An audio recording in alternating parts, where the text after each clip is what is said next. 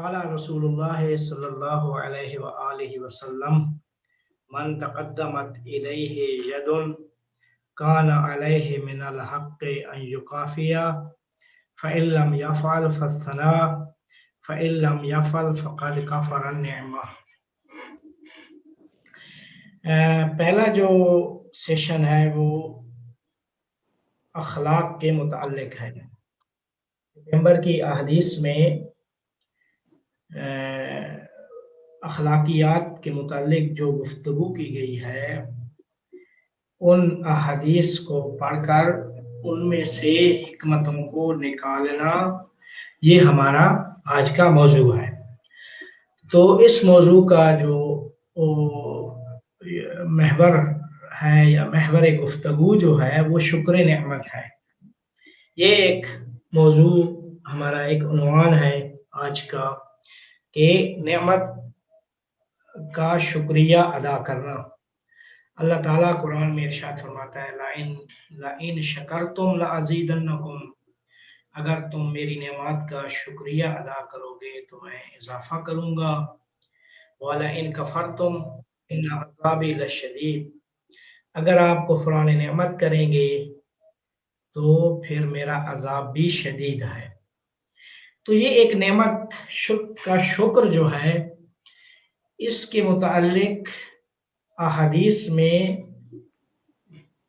بہت سارے مقامات پہ گفتگو کی گئی ہے اور تاریخ میں بہت سارے واقعات بھی پیغمبر اکرم صلی اللہ علیہ وآلہ وسلم، اہل البیت اور صحابہ کرام سے درج ہے۔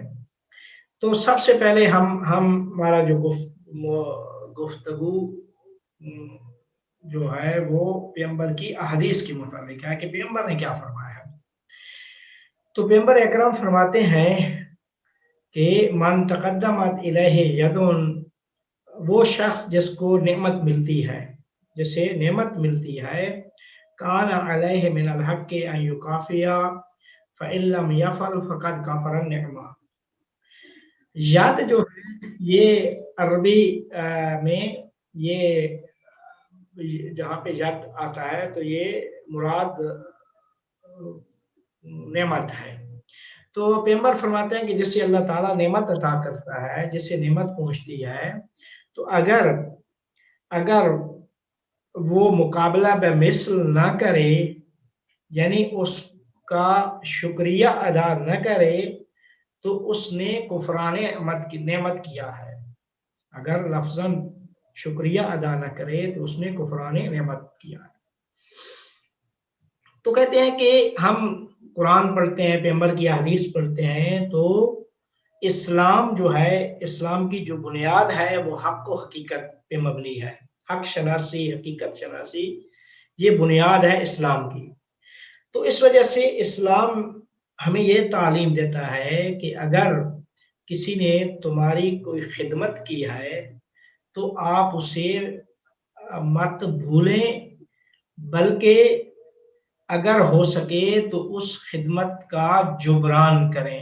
اس خدمت کا جبران کریں کس طریقے سے؟ کہتے ہیں کہ کبھی کبھار ایسا ہوتا ہے کہ انسان اس کا جبران نہیں کر سکتا، اس خدمت کا، اس احسان کا، کہ جو مخلوقات میں سے کوئی مخلوق کسی دوسری مخلوق پہ، کوئی انسان کسی دوسرے انسان پہ احسان کرتا ہے یا اسے نعمت عطا کرتا ہے، کوئی نعمت کا ذریعہ بنتا ہے، وسیلہ بنتا ہے، تو اب اسے چاہیے، اس شخص کو کہ جس سے نعمت مل رہی ہے، کہ وہ اس کا شکریہ ادا کرے۔ تو کہتے ہیں کہ اگر یا کبھی ایسا بھی ہو سکتا ہے کہ انسان جبران نہیں کر سکتا، تو کہتے ہیں کہ یا اس وجہ سے نہیں کر سکتا کہ وہ اس کی توان میں نہیں ہے، یا اس وجہ سے نہیں کرتا کہ خدمت اتنی زیادہ ہے کہ وہ جبران کرنا بھی چاہے تو قابل جبران نہیں ہے۔ تو ان دو صورتوں میں انسان کو چاہیے کہ اللہ تعالیٰ نے انسان کو زبان جیسی نعمت عطا کی ہے، تو اس زبان سے ہی اس شخص کا شکریہ ادا کر دے، اور اگر اس نے شکریہ ادا نہ کیا تو پیغمبر فرماتے ہیں فَإِلَّمْ يَفْعَلْ فَقَدْ كَفَرَ النِّعْمَةَ، اس نے اس نعمت کا کفران کیا ہے، کفر نعمت کیا ہے۔ اور کفر نعمت جو ہے اللہ فرماتا ہے کہ نعمت کے زائل ہونے کا سبب بنتا ہے۔ جو لوگ نعمت کا شکریہ ادا نہیں کرتے، کفران نعمت کرتے ہیں، تو اللہ تعالیٰ ان سے وہ نعمت کو چھین لیتا ہے۔ اچھا، ہم انسانوں کی خدمت اور نعمت کا وسیلہ بننے والے لوگ کون ہیں؟ کہتے ہیں بہت ساری مخلوقات میں سے سب سے پہلے بہت لوگ ہیں۔ سب سے پہلے انسان کے ماں باپ ہیں۔ باپ، انسان کی ماں باپ کا بہت بڑا درجہ ہے۔ اس پہ کبھی بعد میں پھر انشاءاللہ گفتگو کریں گے ماں باپ کے حقوق کے اوپر۔ استاد کہتے ہیں کہ حضرت علی علیہ السلام فرماتے ہیں کہ من علمنی حرفا فقد سیرنی عبدا، جس نے ایک لفظ بھی، ایک حرف بھی مجھے پڑھا دیا نا، ایک حرف سکھا دیا، تو میں اس کا اس نے مجھے عبد بنا لیا، میں اس کا غلام بن جاؤں۔ تو استاد کا بہت زیادہ درجہ ہے کہ جو آج کل کے زمانے میں، آج کل کے معاشرے میں جو جس طرح ایک استاد کا احترام تھا، یا جس طرح اسلام نے اس کے متعلق مختلف مقامات پہ استاد کے احترام کو اجاگر کیا ہے، وہ ویسا نہیں رہا۔ کیوں نہیں رہا؟ اس کی بہت ساری وجوہات ہیں۔ زیادہ جو مین وجہ ہے وہ مادیات۔ انسان جو دوسرے کے پاس جاتا ہے سیکھنے کے لیے، اس سے زیادہ تر یہ ہوتا ہے کہ یہ چیز پڑھ کے آگے جو ہے مادی اپنی ضروریات پوری کی جائیں۔ تو استاد سے بھی اسی طرح کا وہ تعلق جو ہے لوگ برقرار کرتے ہیں، اور اس کے بعد پھر کیا کہتے ہیں، جو استاد کا اسلام نے درجہ بتایا ہے ویسے ہی لوگ اسی طرح اس درجے کو مد نظر رکھ کر استاد کا احترام معاشرے میں کم ہو چکا ہے۔ اسی طریقے سے کہتے ہیں استاد والدین کی جگہ پہ ہے۔ استاد والدین کی جگہ پہ ہے کہ والدین کے اوپر بہت زیادہ، والدین کے انسان کے اوپر اولاد پہ بہت زیادہ حقوق ہیں۔ پھر اولاد جب گھر سے باہر جاتی ہے، تو گھر سے باہر جب قدم رکھتی ہے، تو وہ سکولوں میں، کالجوں میں، یونیورسٹیوں میں وہ زیادہ استاد کے ساتھ، ان کا حشر و نشر کیا ہے استاد کے ساتھ ہوتا ہے۔ استاد کے علاوہ پھر ہمسائے ہیں، انسان کے پڑوسی، علماء، دانشمند، شہداء، بہت سارے لوگ ہیں کہ ہم جن کی خدمات کے مقروض مدیون ہیں، ہم جنہوں نے بہت زیادہ ہمارے لیے خدمات انجام دیا ہے، کہ جن کی خدمات کے نتیجے میں ہم اس مقام تک پہنچے ہیں۔ اگر وہ نہ ہوتے تو یہ سارے کے سارے لوگ جو گروہ ہیں، طبقات ہیں، انہوں نے مل کر، ہاتھ میں ہاتھ دے کر مل کر جو ہے نا ہمیں معاشرے کو اس طرح بنایا ہے کہ آج ہم علم و دانش جیسی نعمت سے کیا کہتے ہیں بہرہ مند ہو رہے ہیں۔ تو اللہ تعالیٰ، یہ بہت سارے معاشرے کے لوگ ہیں، تو ہم ان کے جبران نہیں کر سکتے۔ ہم اگر ایک شخص کرنا چاہے ان کی نعمات کا شکریہ، ان کی خدمات کا جبران کرنا چاہے، وہ جو نعمتوں کا وسیلہ بنے ہیں لوگ، ان کی خدمات کا وہ کرنا چاہے، تو انسان کے بس میں نہیں ہے، وہ نہیں کر سکتا۔ تو کہتے ہیں کہ جو لوگ، قرآن بھی کہتا ہے کہ جو لوگ نعمت کا شکریہ ادا نہیں کرتے، اللہ تعالیٰ ان سے وہ نعمت کو چھین لیتا ہے۔ تو کہتے ہیں کہ اب ہمارا کیا کہتے ہیں وظیفہ کیا ہے کہ ہم جبران جب نہیں کر سکتے تو ان کی قدر شناسی کریں، ان کی شخصیت کو، ان کی جو کچھ ہماری استطاعت توان میں ہے، ہم ان کی ان طبقات کو اپنے دلوں میں جگہ دیں۔ یہ ہے اس نعمت خدمات کا جو صلہ۔ تو کہتے ہیں کہ جو نعمات انسان کو انسانوں کے ذریعے سے ملتی ہیں، کہ اس میں یہی چیز ہے، یہی انسانوں کو انسانوں کے ذریعے مل رہی ہے، تو یہ ساری کی ساری ہم شکریہ جب نہیں ادا کر سکتے تو زبان سے ہمیں تشکر کرنا چاہیے۔ تو کہتے ہیں کہ वगरना जो नेमतें अल्लाह ने हमें दी हैं, तो उन नेमतों का तो बिल्कुल हम शुक्रिया अदा नहीं कर सकते। अल्लाह ने हमें वजूद, अक्ल, सलामती, हिदायत, ईमान, विलायत, बहुत सारी नेमात से अल्लाह ने नवाजा है। अगर हम शुक्र अदा करें भी सही, तो ये शुक्रिया हमारा अदा करना ये खुद नेमत है।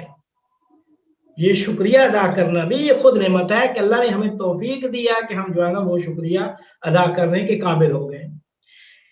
हजरत इमाम सज्जाद अलैहिस्सलाम फरमाते हैं एक दुआ में, फ़कैफ़ ली बितहसील शुक्र व शुक्री इय्याका यफ्तकिरु इला शुक्रिन फ़कुल्लमा क़ुल्तु लकल हम्द वजब अलैया लिज़ालिका अन अक़ूल लकल हम्द।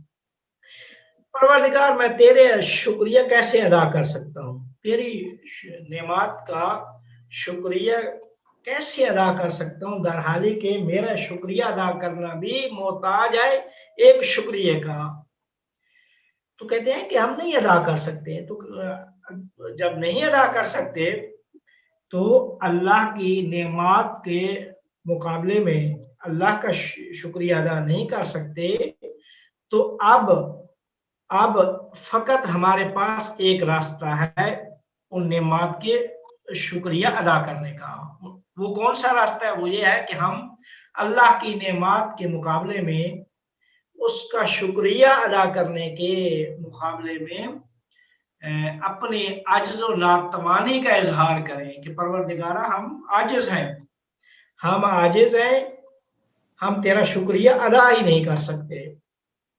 ये जो खुद शुक्रिया अदा न यानी शुक्रिया अदा न करने का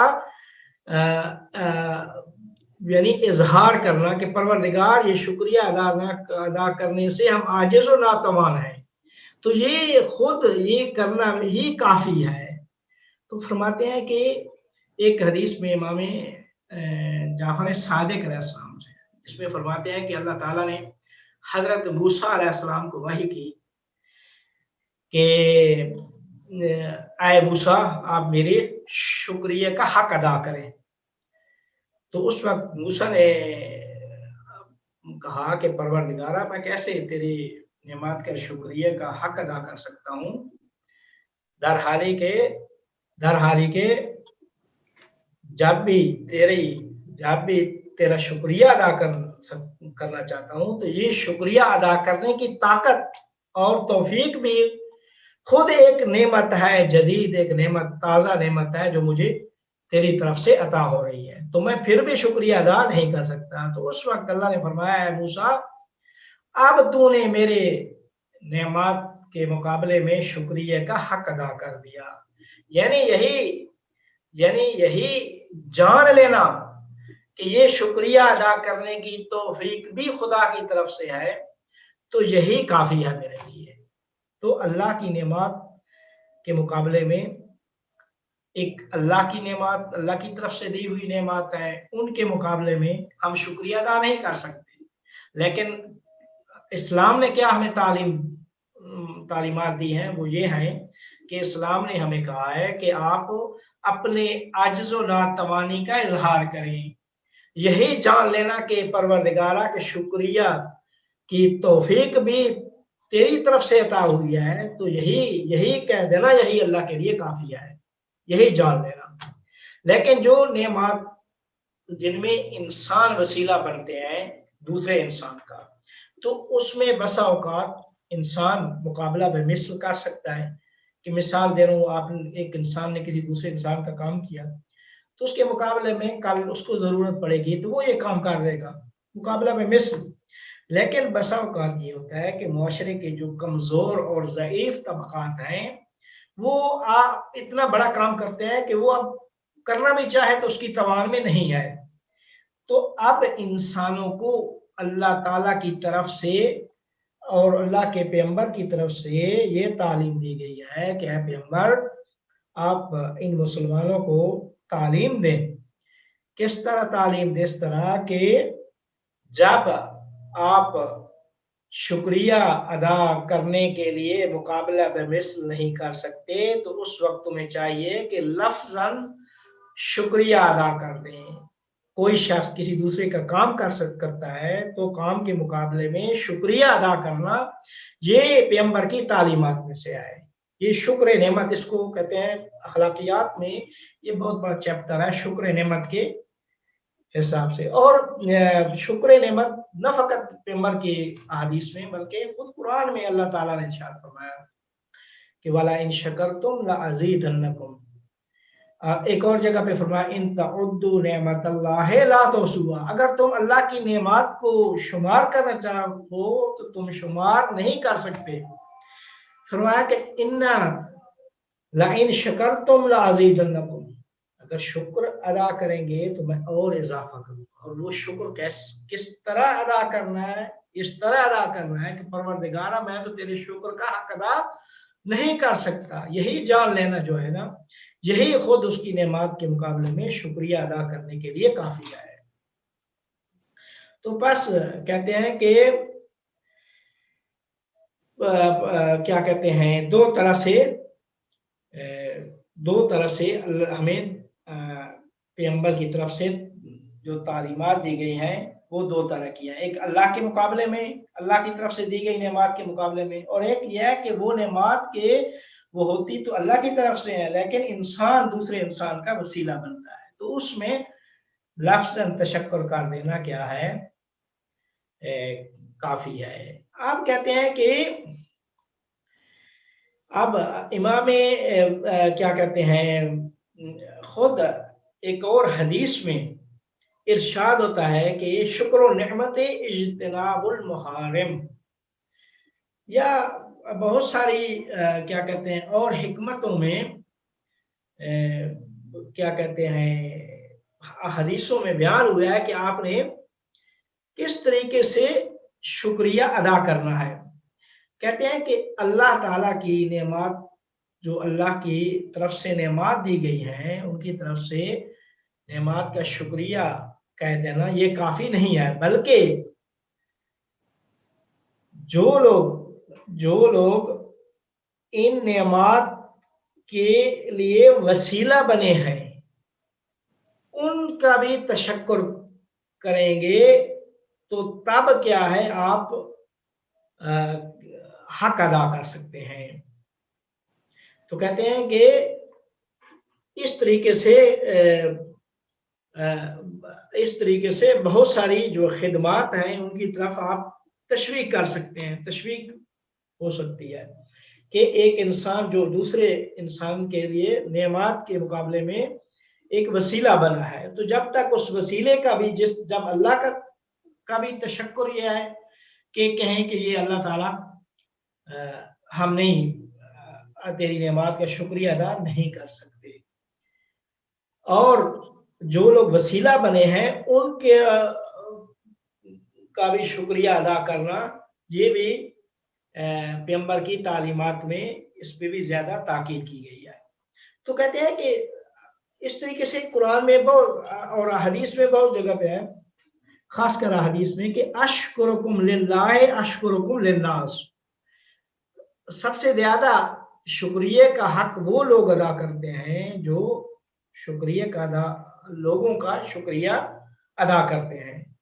جو لوگوں کا زیادہ شکریہ ادا کرتے ہیں کہتے ہیں کہ وہی وہ لوگ ہیں کہ جو اللہ کا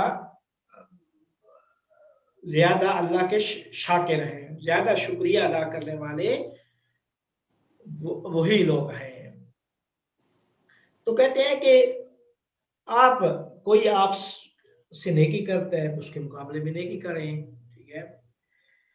تو کہتے ہیں کہ عمل انجام دے کے اس کا جبران کرنا چاہتے ہیں جبران کریں. رسول خدا نے بھی ارشاد فرمایا کہ من لم یشکر الناس لم یشکر اللہ. جو لوگوں کا شکریہ ادا نہیں کرتے وہ اللہ کا بھی شکریہ ادا نہیں کر سکتے. یا مثلا من لم یشکر والدیہ لم یشکر اللہ. جو والدین کا شکریہ ادا نہیں کر سکتے وہ اللہ کا شکریہ بھی نہیں ادا. اب والدین کا شکریہ ادا کرنا یعنی وہ نعمت جو اللہ نے والدین جیسی نعمت عطا کی ہے تو والدین کی اطاعت ان پہ احسان کیا ہے کرنا، یہ اس نعمت کا شکریہ ادا کرنے کا ایک طریقہ ہے، لیکن اس کے باوجود حدیث میں ہے کہ آپ پھر بھی ان کا شکریہ ادا نہیں کر سکتے. ان کی زحمات جو ہیں، تکلیفات جو انہوں نے آپ کے لیے اٹھائی ہیں، وہ ان سے بہت زیادہ ہے. تو ہم دیکھتے ہیں کہ اچھا تاریخ پڑھی جائے تو بہت سارے واقعات تاریخ میں ہیں کہ جہاں پہ خود پیغمبر اکرم صلی اللہ علیہ وآلہ وسلم نے لوگوں کا شکریہ ادا کیا. جو لوگ نعمات کے لیے وسیلہ بنے تھے، ان نعمات کا پیغمبر نے بہت ساری جگہ پہ شکریہ ادا کیا. مثال کے طور پہ مثلا ایک واقعہ پیغمبر کی زندگی میں کہ جب پیغمبر اس نے کو دودھ شیر خارگی کے ایام میں ایک کنیز تھی ابو لہب کی، آزاد شدہ ایک کنیز جس کا نام سویبہ تھا. پیغمبر کو انہوں نے کیا کہتے ہیں دودھ پلایا تھا، اور ایک حلیمہ سعدیہ تھی. تو کہتے ہیں کہ ان دونوں نے پیغمبر کی سرپرستی کی تھی. کافی عرصہ گزر گیا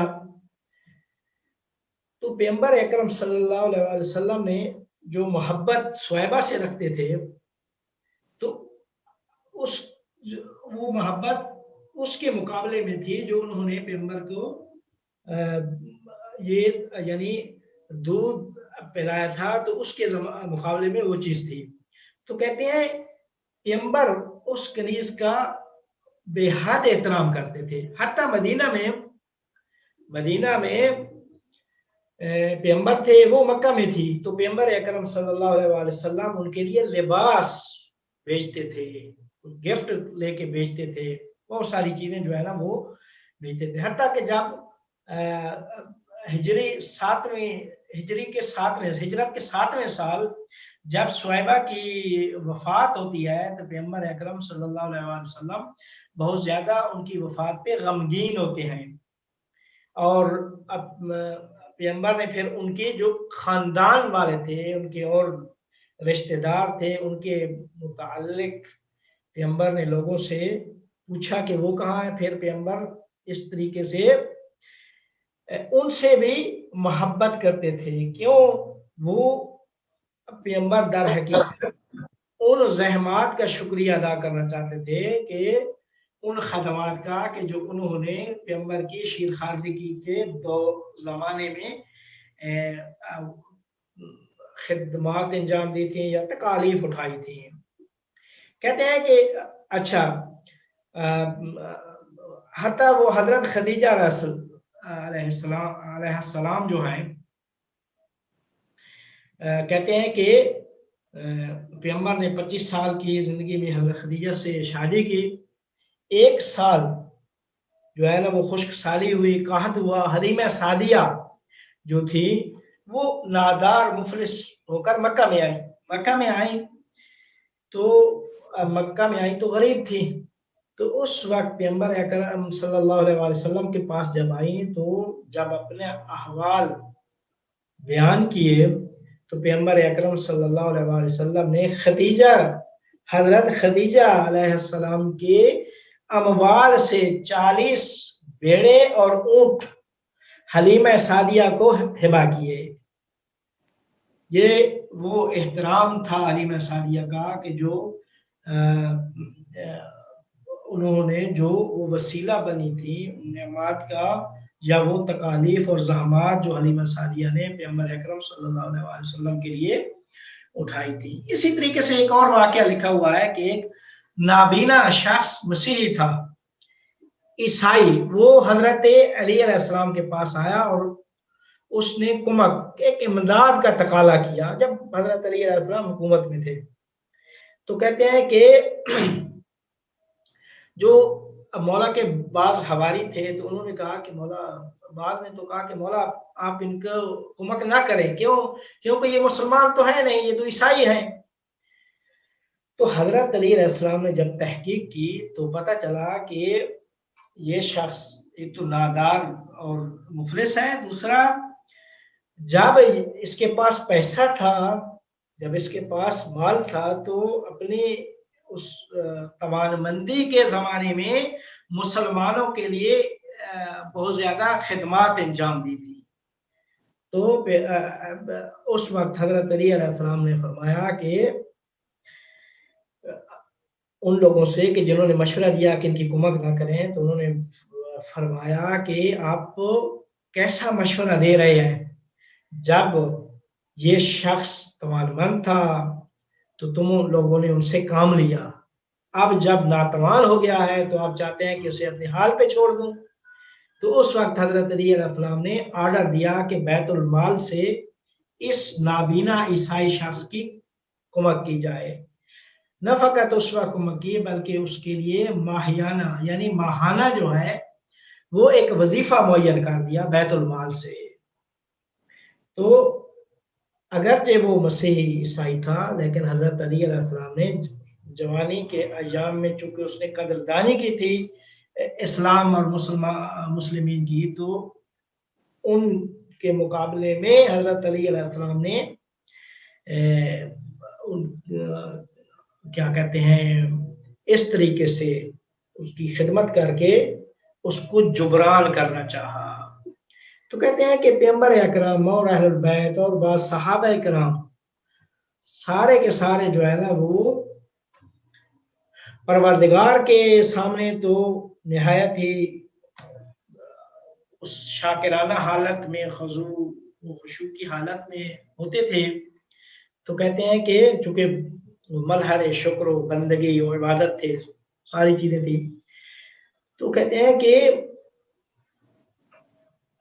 ابن عباس سے ایک واقعہ ذکر ہے کہ ابن عباس کہتے ہیں کہ پیغمبر اکرم صلی اللہ علیہ وآلہ وسلم نے ایک رات جو جنگ بدر کی رات تھی، صبح جنگ بدر تھی، رات کو ابن عباس کہتا ہے کہ میں نے دیکھا کہ پیغمبر اکرم صلی اللہ علیہ وآلہ وسلم نے رات سے لے کر صبح تک اللہ کی عبادت کی اور بہت زیادہ گریہ کیا، نہایت خضوع و خشوع سے دعا کی اور فرمایا اللہم انجز لی ما وعدتنی، خدایا جو تم نے ہم سے وعدہ کیا ہے اب اس کی وفا کی دعا کرتا ہوں. پھر سجدہ میں چلے گئے اور سجدہ میں زار و کتار پیغمبر نے گریہ فرمایا اور خدا کی عبادت کی. تو یہ وہ نعمات کے مقابلے میں جو شکریہ ادا کرنا، وہ اعمال انجام دے کر اس مرحلے بندگی و عبادت تو عبودیت جو تھے وہ پیغمبر اکرم صلی اللہ علیہ وسلم کی ذات تھی. تو بہت سارے واقعات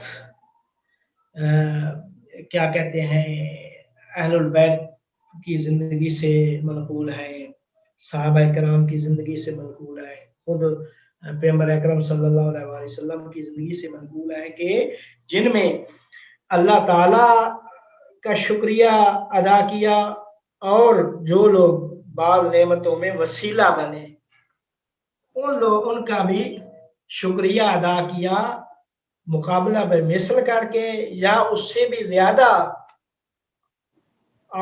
یعنی اعمال انجام دے کر جتنا اس نے کیا تھا اس سے زیادہ اس نے جو ہے نا وہ اعمال انجام دے کر جبران کرنا چاہا، یا اگر اتنا نہیں کیا تو کم از کم کیا کہتے ہیں لفظی طور پہ شکریہ ادا کر دیا. تو کہتے ہیں کہ یہ شکران نعمت جو ہے، شکران نعمت، شکر نعمت ایک وہ چیز ہے کہ جس کی پہ ہم کیا کہتے ہیں بہت زیادہ تاکید